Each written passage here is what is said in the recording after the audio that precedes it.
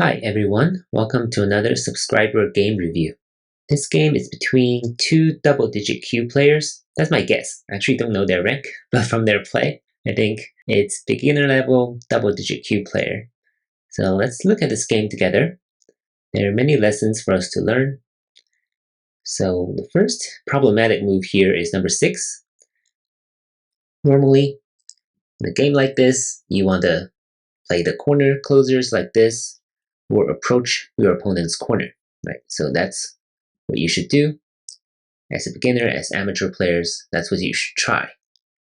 Number 6 here is not the correct way to approach black's corner. So normally, if your opponent already played a corner closer, you do not try to approach again, right? Although AI might suggest white playing something like this, it's viable according to AI. But for beginners and amateurs, this is not the best idea because black can simply kick. White usually has to extend here, otherwise number 6 will be very weak, and the corner eventually will be very solid and very big, almost 20 points. But after white plays here, number 8, black can pincer with number 9. So these two stones are immediately under attack. So that's why it's not advisable for beginners and amateurs to try to approach the corner. But the problem with number 6 is that it's just giving away the corner too easily, because number 7, very good move, secures the corner for black. If number 6 doesn't play here, eventually there will be other moves here on the second line that can potentially harass the corner. These will develop into josekis that I'll hopefully get to cover on my channel in the future. Just know for now that number 6 probably not the correct way to approach 1 and 5. Number 7 is a pretty solid move, secures the corner, good shape. Number 8 extends on the side, it's okay. Number 9 corner closer, very good. And number 10, a little problematic because once again the follow-ups, now in the age of AI, the joseki is actually right here. And black of course has a couple of options. One is this, the simpler version is number 11 here on the third line. There might be something here as well that's really complicated. So it looks like this, and white needs to cut, threatening to capture these two black stones, and black cannot really Atari here, right? If you Atari at number 17, white will just block here and threaten to capture these two stones. This way, white will have this side sealed off. So this is pretty good for white. And the corner is relatively small. So that's why black plays on the outside like this. White can jump. Black finishes off number 16, and white extends here on the left side. So this is a joseki, in case you're interested. Number 10 right here is not putting enough pressure on the corner. So black can simply play something like this to secure the corner. And the best white can do is probably this. And this is probably not the best way for white to proceed because the two corners are super solid. And black already has about 30-40 points, right? So number 10 is problematic. But black is about to make a mistake. Number 11 is okay. It's not the best move. And number 12 is problematic because now black should cut, right? This cross cut, lots of beginners and amateurs are a little afraid of cutting your opponent. But in this situation, you have to cut because black is obviously very strong in this local fight. It has 2 more stones here on the corner. And white only has these 2 stones. So this will be potentially a very good fight for black. Something like this, if you can swallow these 2 stones. Right, compare this with the joseki that I just showed you. The corner is significantly bigger. So in this type of situation, black must at least follow up with something right here or here, right? You have to rescue number 11 because number 11 is very short on liberties. And this is the type of things that beginners have to learn when to respond, right? Black takes sente, which is usually a good thing to do. But in this type of situation, saving number 11 is really urgent because it has to do, first of all, with ice space, right? Number 11, this way is going to be captured. You cannot save it. You can't really save it. This way the corner is gone. Number 3 will be killed. it has to do with eye space and it has to do with thickness, right? So now white captures this one stone. It's called a ponuki, right? It's a very, very solid shape. And after all these exchanges, white is extremely solid on the outside. This shape is perfect, right? It has no weaknesses and is very, very thick. You can see it's basically radiating territory towards the center. You can see it this way. So this result is very bad for black. And that is why when number 11 is facing a hane move from number 12, you must save this stone instead of playing elsewhere. So black is already a little behind by this point. So again, number 23 should probably be here, right? This way it's a approach, putting enough pressure on white's corner here, and black can try to enclose the right side. So definitely a better move than right here, which is not the correct approach move. All white needs to do is to enclose the corner this way, and it will be very difficult for black to gain a lot here on the right side, and black will have to play here on the side as well. It's just like 6 and 8, right? You're just giving your opponent the corner, and you're playing on the side, which is not as big as the corner, right? So number 23 is a little problematic.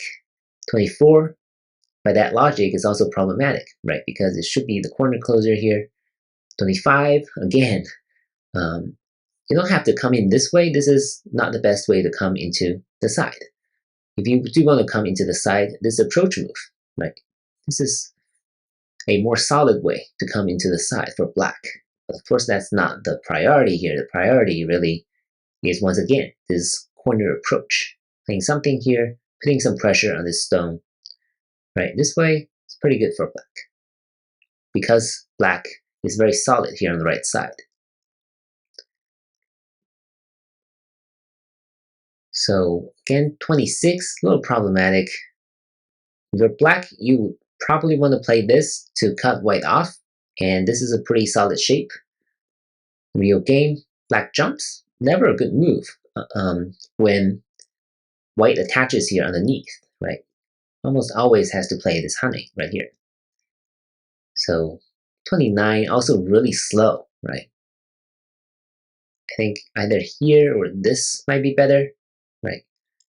29 is really, really slow. You just play 3 moves that are sticking together with no territory, right? This is going to be a theme later in this game. It's all about territory. You have to consider if your move is gaining you territory or not. And we're going to see a lot of moves that are not really gaining territory. So number 30, also problematic. Being very nitpicky here, right? You have 2 cutting points here, and that could potentially be problematic. I don't think black will give up a stone this way. But number 30 is really, there's a vulnerability here, right? Might be something going on sometime down the line. So that's why number 30 really should be here. This way there's only 1 cutting point here, which white is not afraid of. So black plays on the outside, kind of settled the shape for now.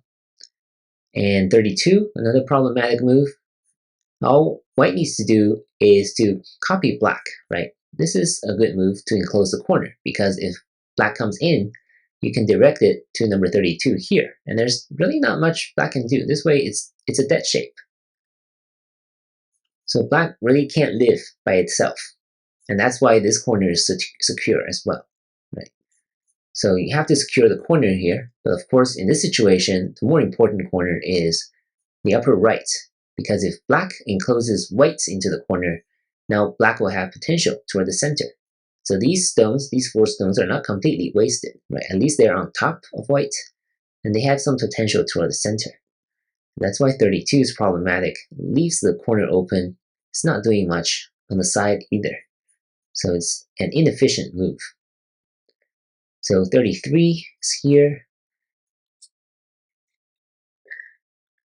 Now it seems like whites can just secure the corner. Maybe something like this. To secure the corner, preserves this jump, right?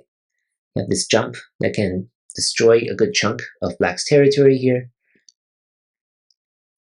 If black plays here, it's fine. Then white can play like on the outside, like this. And this is still good for white. This is still good for white. But in a real game, right, this is where you need to learn some basic josekis. 34 is problematic. And black should just push here. I think should push here and bend. This way, white will probably have to connect here because the eye space is already really small. Or white plays something like this, but black should be able to secure the right side, right? So 35 again, you should avoid playing moves that are next to each other. Most of the time, they are very inefficient, right? So there are better ways to play this type of move, especially if you're not touching your opponent, right? Look at number 27, 29. Pretty obvious, these are inefficient moves. And now what's interesting is that white should push here and make this exchange first. This way the corner is more secure. Without this exchange, black can block here and is threatening to come into the corner this way or this way. Now the corner is probably not going to make a living shape, or it's going to live very small, right? I don't think this is a living shape, right? It's only a straight 3. Straight 3 is a dead shape, right? Not enough eye space. So 37 is really sente. White must respond. And look at these 3 stones are now in a good shape, right? Not very efficient, but they're at least in a good shape. So that's why pushing here, this point as 15, is actually really important. And both sides kind of neglected this point for most of this game. So white secures the side. The problem with number 36 is that you don't really need to secure the side, right? In this type of situation, black cannot invade and build a 2-space extension, which we think is usually a necessary base for building a living shape, right? So that's why white should come into the center like this, right? Black just cannot live. Black cannot expect to live, especially at the amateur level, right? And even if it lives, it's gonna be a really tough fight. Like black is not gonna gain much. And white will have many other opportunities elsewhere, right? Maybe threaten these 4 stones and build something elsewhere too. So it'll be a very tough fight for black to come in.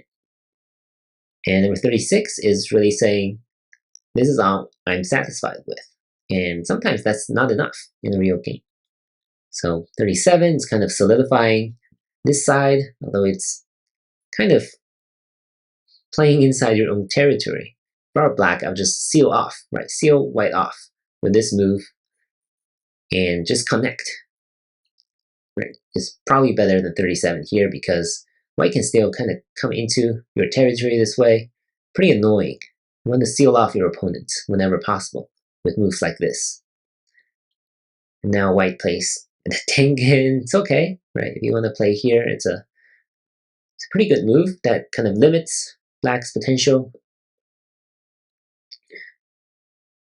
Now, like 42, probably an overplay, right? Because black can cut. So when you're fighting in the middle of the board, which I'm not gonna comment too much on, I think everybody should have the freedom to try some of the moves, but you do need to be careful about these cutting points, right?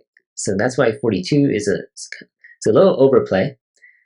Although I think maybe it's still like playable for white, right? It's unclear who's weaker, 42 or 43.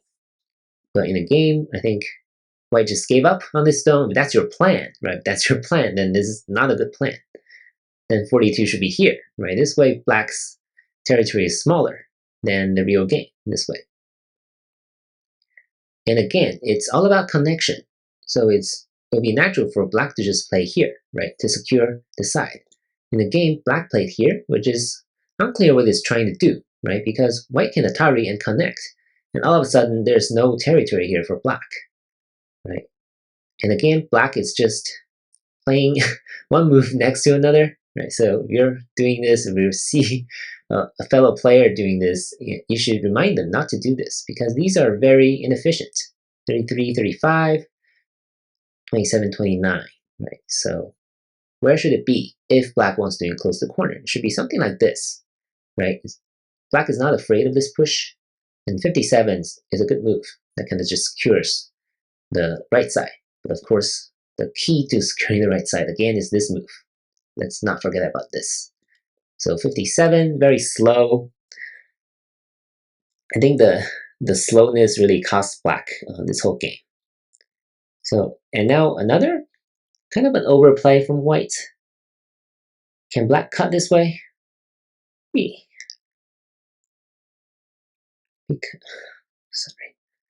Because white has moves like this, so it might be hard for black to cut it off. So I see that.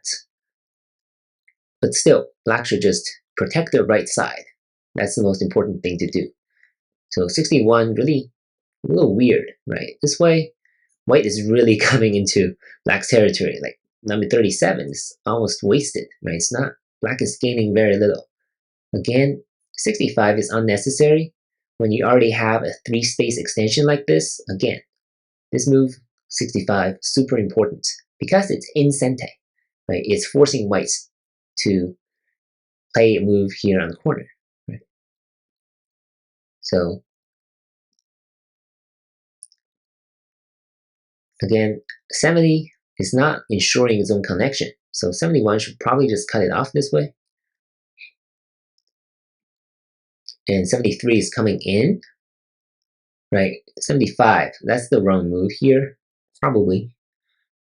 Because again, this side is much bigger. The right side is much bigger. White should play something like this. But this way, the living space is not very big. In the game, white played here. So black should follow up with this. You just have to force white to live, right? You have to dare white to live here on the corner. Only a few points, right? So black played here instead. These are much smaller, right? So we're kind of getting into the end game where we actually have quite a lot of lessons to learn because there are many mistakes that we all need to avoid, right? So again, you just have to find opportunities to cut your opponents off. So what should white do here instead of playing here number 82, right? You have to think about that. Maybe this, right? This will just cut black off and these 3 stones will be swallowed, right? That's an opportunity, missed opportunity for white. Or maybe black can play here, right? This way, I think black is still cut off. Something like this. Or at least white has an opportunity, right, to cut black off. Whereas in the real game, white just played here, right? Missed an opportunity, black is all connected. Right? Again, do not play, even if you're nervous about the wedge by your opponent, right? Let's say you're nervous about number 86 here. You shouldn't just connect here because it's such a slow move. It should be something like this, right? This is more efficient. This is threatening to come into white's left side, and then this way is much better, right? This way, black is really coming into white's territory. And it's really unclear now whether white has an advantage or not. So this is really slow. It's really not really threatening to come into the left side, right? So now the game is entering endgame, and you need to figure out which moves are the biggest, right? So look at the side first. The methodology should be pretty simple. It should be the third line. Look at the third line first, look at the second line, and then look at the first line.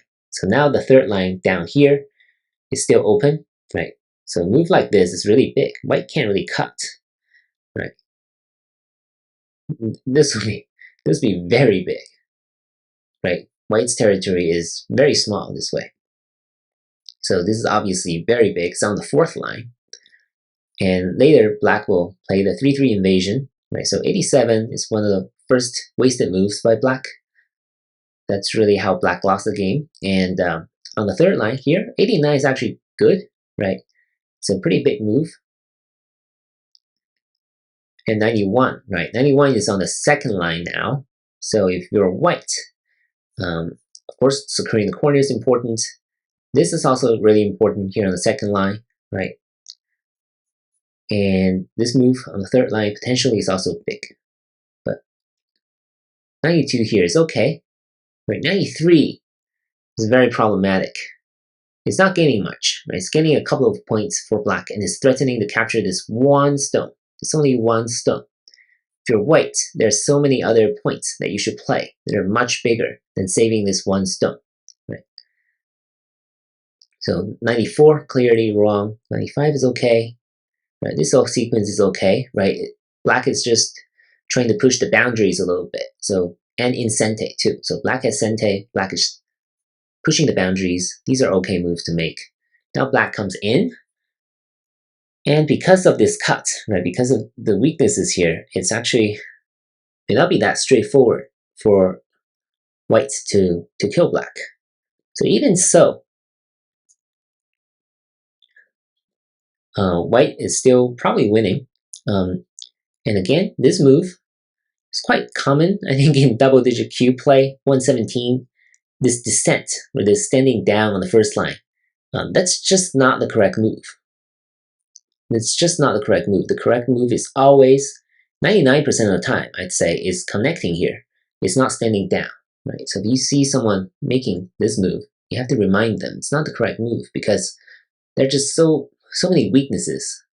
There's so many weaknesses here on the corner, right? This way, it's not even clear if black can live, right? It's probably going to be a ko this way. Not great for black if you can live cleanly with a connection. How about this?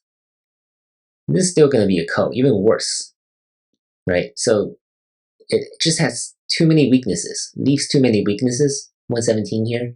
So that's why it's always wrong. You have to connect here.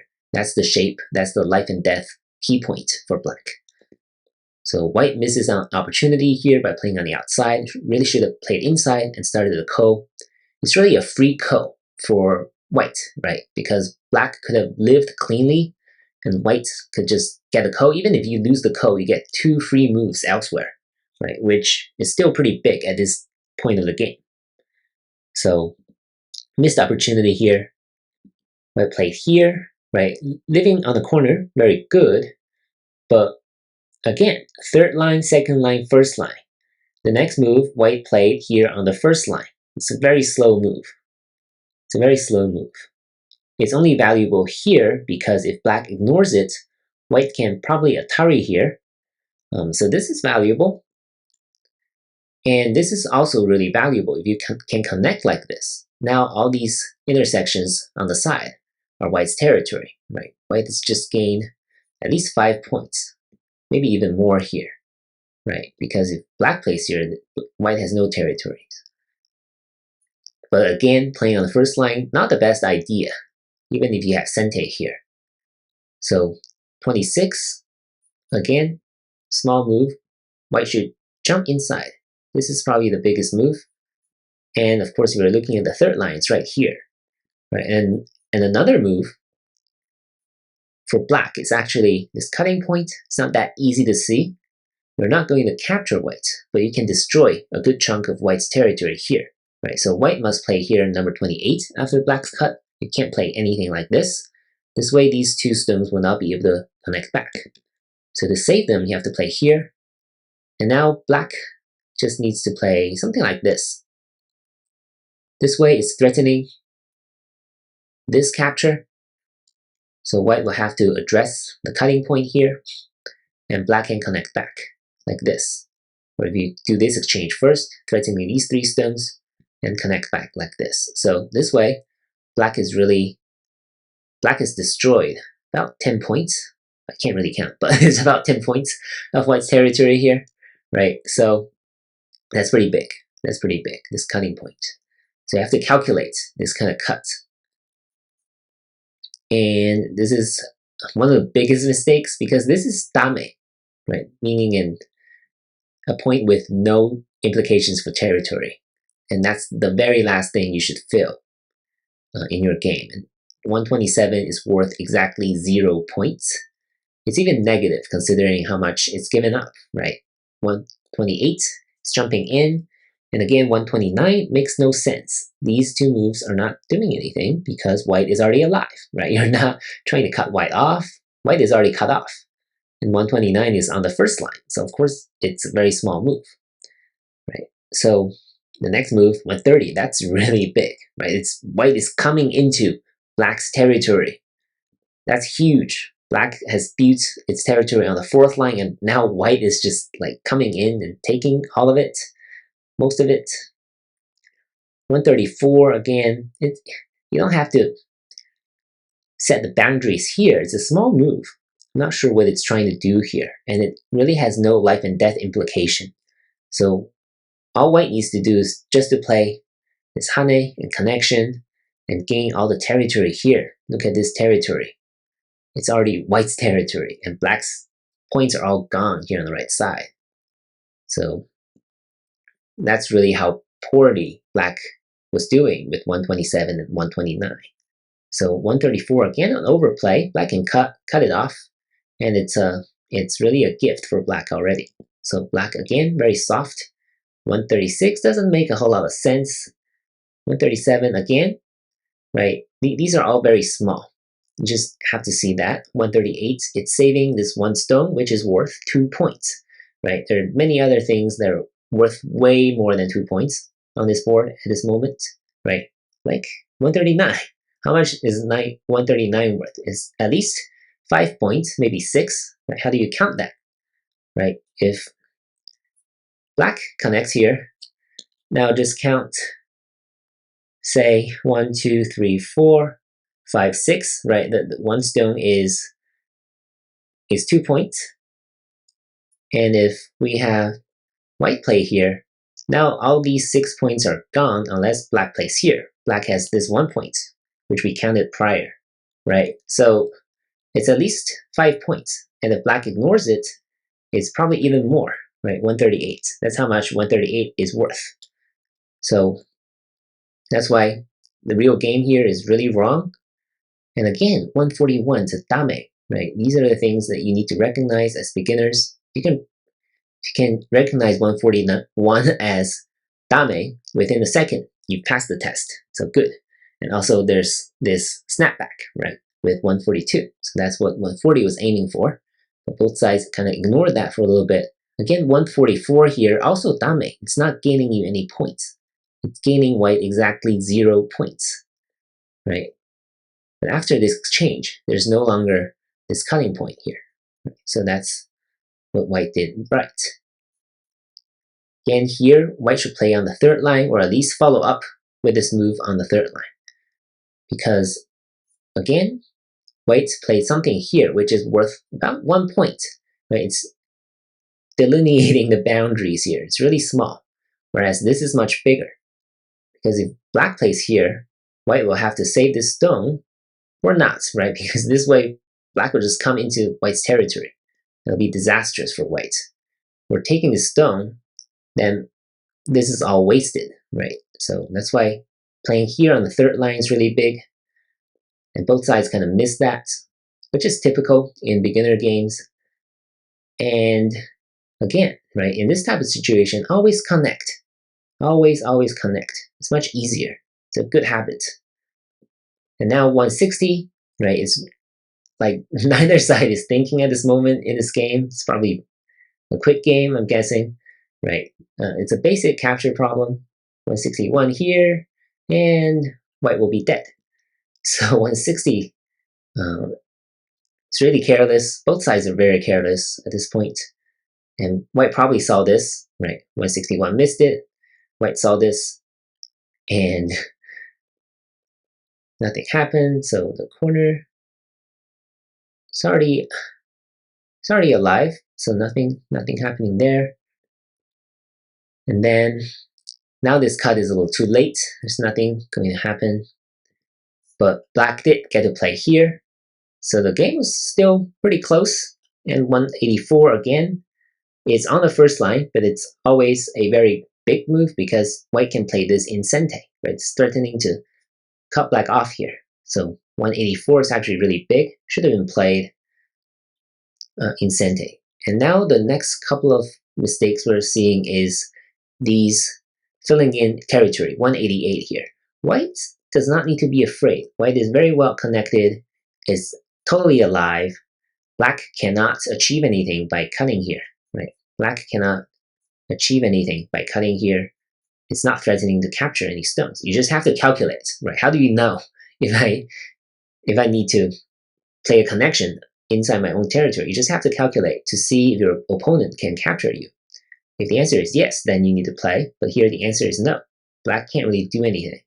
So white should not fill in its own territory. Another tip for beginners. And we have 192, right? Another wrong move. It should be here. This is 4 points. Very clear. Very solid 4 points if white plays here. Instead, you don't need to make eyes. You're so alive. You have so many points of territory. White is already alive. You don't need to make eyes when you're already alive, right? So again, these are just black also connected here, right? Another very wrong move. You should be gaining more points like this. You're not afraid of this cut, right? You should be able to calculate these 4 moves, this cutting point, and now white is all dead, right? There's no way white can make anything happen here in the corner. So 197.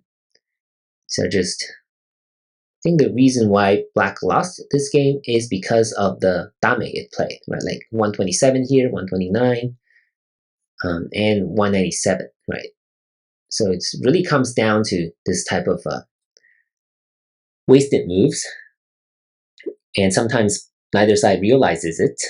Again, does white need to connect here? Not really. White is very solid, right? Not sure what black is trying to do here.